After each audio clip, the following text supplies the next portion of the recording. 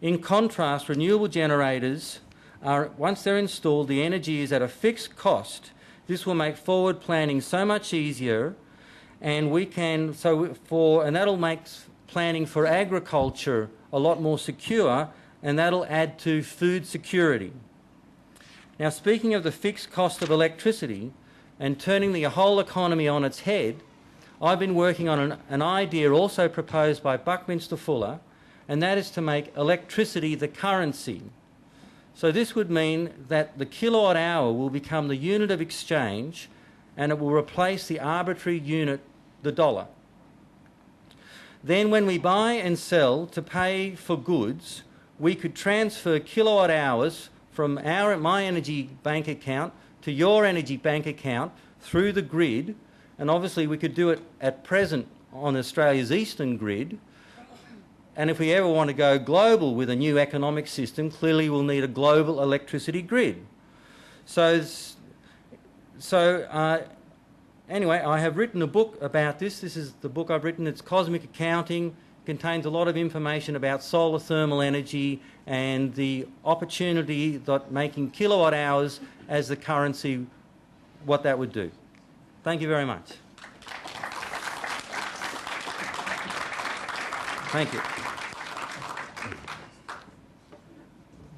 Tracy Roberts is well known to many people. She's a local, she's a genius, she's a great musician, she's a member of Genie, and I hope all of you choose to become members of Genie. Both Tracy and Stax are donating their services for your entertainment. Tracy has written this beautiful song called Home to remind you, to put you into a meditative space to absorb this wonderful information. So please, a passionate round of applause for Tracy Roberts and Stax the Digman.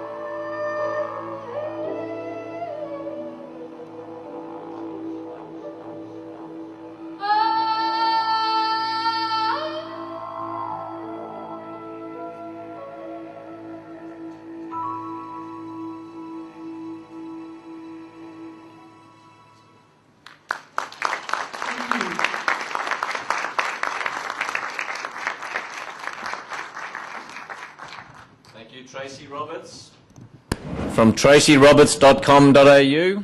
That's the way we introduce people these days. And Stax, the Digman, his web address is thedigman.com.au. That's spelled D-I-G. Ah, D-I-D-G-E. Excellent, thank you. Not the Digman, the Digman. Now, Helen, please come up, and while Helen is gently wandering to the stage, crossing, I'm not going to tell you a lot about her. Just get into a space to listen to your heart as Tracy was singing, and open your ears, open your heart, open your mind to the ideas that Dr. Helen Caldecott, a lady passionate about nuclear, passionate about the planet, proven track record of her passion. So I look forward to hearing what she has to say, and I hope you are too. Obviously, that's why you're here. So a big passionate round of applause for Helen Caldecott.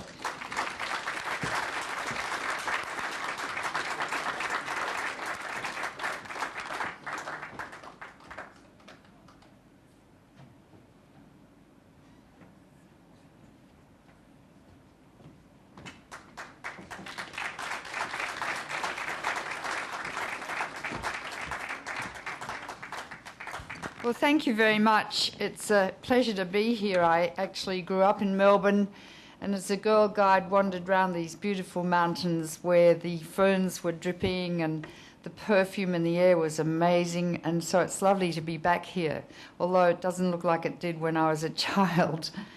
Also, on that note, I know that the fires were quite close to you, and you're living in a very fire-prone area. And I think it's important to know that as the fires burn, and that's just the beginning, there'll be more and more as we know, millions of tonnes of carbon dioxide are released from the trees, because a tree is really just a reservoir of carbon. And that carbon dioxide rises into the air to increase global warming, which makes the forests more tinder dry, more prone to burning, and so it's a vicious circle that goes on. And it's very important to work out what you're going to do and how to stop the fires and the like, but really the only way to stop the fires is to stop burning coal. Victoria, as you know, has a huge amount of coal, and when I was a child, my father used to drive me to Yallourn, and he thought it was a wondrous thing that there are all these coal-fire plants there.